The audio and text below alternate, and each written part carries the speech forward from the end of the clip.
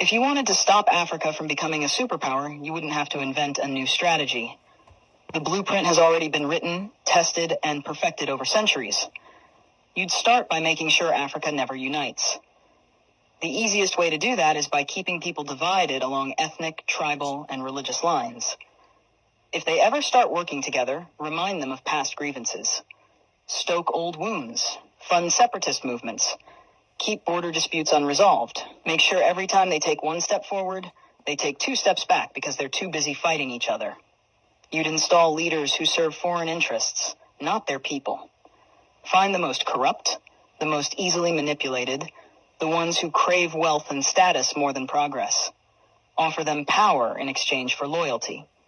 If a leader rises who actually cares about Africa, get rid of them.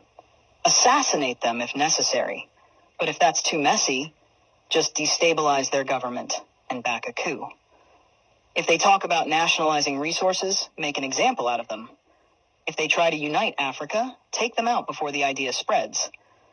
You'd keep Africa economically weak by making sure it never industrializes. Let them export raw materials, but never process them themselves. Control the mines, the oil fields, the rare earth minerals. Keep them selling cheap and buying expensive. If a country tries to break free and build its own industries, sabotage it. Place sanctions, destabilize its currency, fund local opposition, crash its economy. If that doesn't work, orchestrate a civil war. People can't build when they're too busy trying to survive. You'd make sure their education system produces workers, not innovators. Teach them history that glorifies their oppressors. Make them think their cultures are primitive. Their ancestors were savages. Their future depends on foreign approval. Train them to memorize, not to think critically. Keep their best and brightest looking overseas for opportunities. Make them dream of escaping Africa rather than fixing it. Offer scholarships that take their top minds to the West and never encourage them to return. Let the continent keep training doctors and engineers only for them to go enrich other nations. You'd control their narratives. Own their media, control their stories, dictate their image to the world. Make them believe they are corrupt, hopeless, eternally in crisis. Flood their screens with poverty porn and war zones. Show them charity ads that make them believe they are helpless without foreign aid. Downplay their successes. Twist their victories into isolated incidents. If an African country develops a groundbreaking innovation, credit a foreign investor.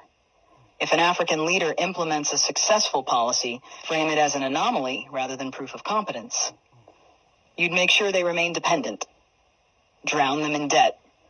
Offer loans with impossible conditions. Force them to privatize everything so foreign corporations own their water, their electricity, their land. When they struggle, give them just enough aid to keep them alive, but never enough to make them self-sufficient. Use charities to create a culture of reliance rather than resilience. Make them think foreign intervention is necessary, that they can't solve their own problems, that they always need help from the outside. You'd suppress their military strength. Keep their armies weak, their defense industries non-existent. Sell them weapons to fight each other, but never let them develop high-tech military technology. If a country tries to build a strong defense system, accuse them of being a threat to stability. Make sure they always need foreign peacekeepers, foreign military bases, foreign advisors controlling their security. Keep them vulnerable to invasion, coups, and foreign interference. The formula is simple. Divide, corrupt, exploit, miseducate, control. Keep them fighting each other. Keep them looking outside for solutions. Keep them poor, dependent, insecure. Make sure every attempt to break free is met with resistance so strong that the next generation thinks twice before trying again. This isn't a theory. It's history.